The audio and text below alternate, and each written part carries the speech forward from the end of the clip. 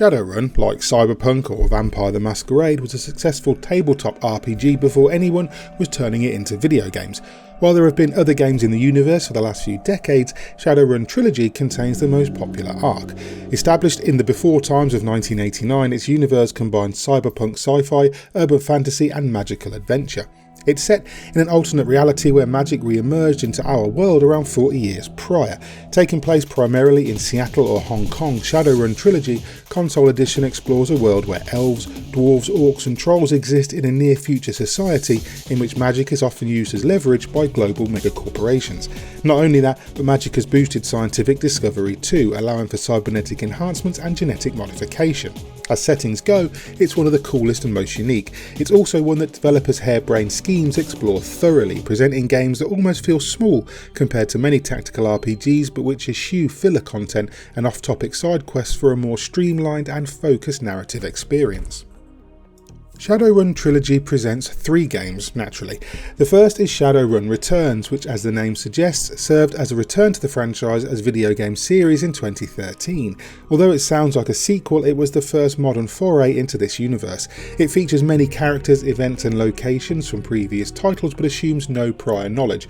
Focused on the hunt for a mysterious serial killer using magic to harvest organs on the streets of Seattle, your gun-for-hire protagonist travels all over the city and its underworld looking for answers. Right away, the writing stands out as something special. While swears have been swapped out for made-up words a la 2000 AD or Defiance, the actual story is superbly told and the dialogue is excellent. It's all written with no voice work, but still conveys its simple but effective plot to the point that I stopped noticing how much I was reading. The world building is just fantastic and nothing seems forced or out of place.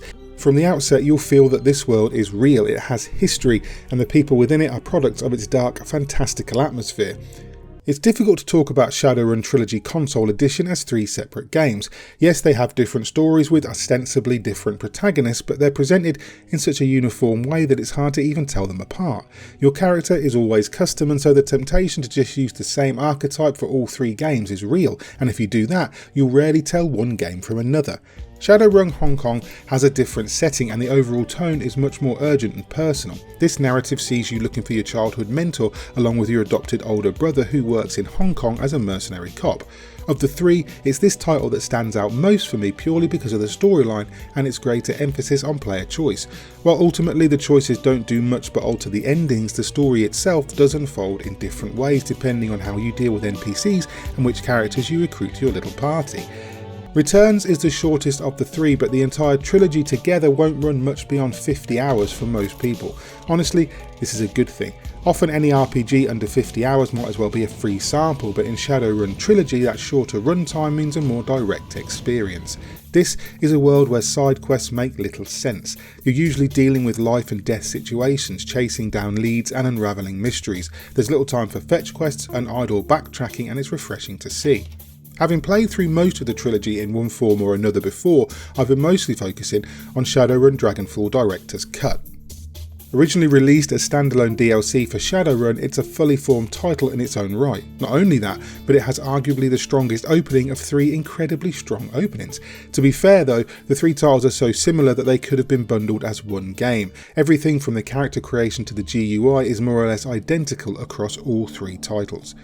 In all cases, after choosing a gender and race, you'll be tasked with selecting a class from the list.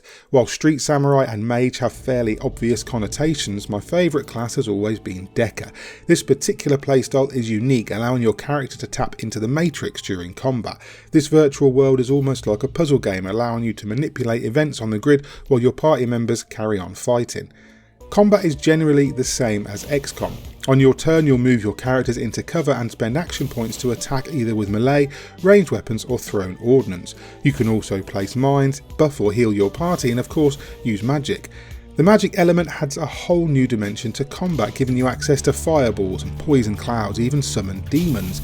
No matter what though, you're always in the thrall of that dreaded chance to hit mechanic, and it's more mind-meltingly frustrating in Shadowrun Trilogy Console Edition than it has ever been. When you're duking it out with the enemy and repeatedly missing on 80% chance to hit, it's maddening.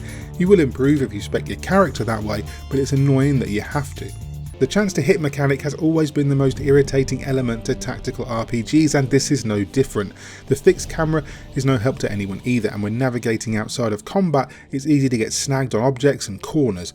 It's hardly game breaking, but it begins to grate after a while. Thankfully, the transition from keyboard to controller has been handled well. Shadowrun Trilogy controls smoothly on a gamepad with responsive commands and an easy to navigate GUI. Menus are actually kept to a minimum since you're not worrying about hoovering up loot or inventory space, and upgrading when you level up is simple and intuitive. Fans of XCOM, or more aptly Wasteland, will find a lot to like in Shadowrun Trilogy Console Edition. Each game is well written, expertly paced, and the world building is really second to none in this genre. Every title plays like an extension of the one before, so while there is an order to it, playing the whole trilogy through will feel almost like playing one huge game. If anything lets it down, it's the combat, thanks to the awful chance to hit system and the fact that it's been done by so many other games, often with better results. But as the combat is treated almost as an aside, it doesn't hamstring the experience all that much. It's the atmosphere that really stands out in Shadowrun Trilogy, and if you're looking for a strong narrative RPG to immerse yourself in, you could do a lot worse. For that reason, I'm going to score Shadowrun Trilogy Console Edition an 8 out of 10.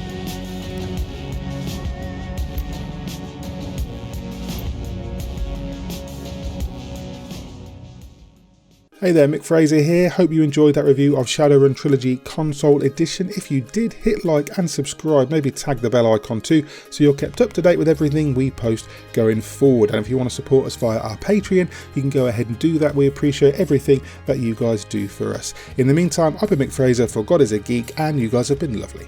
Bye.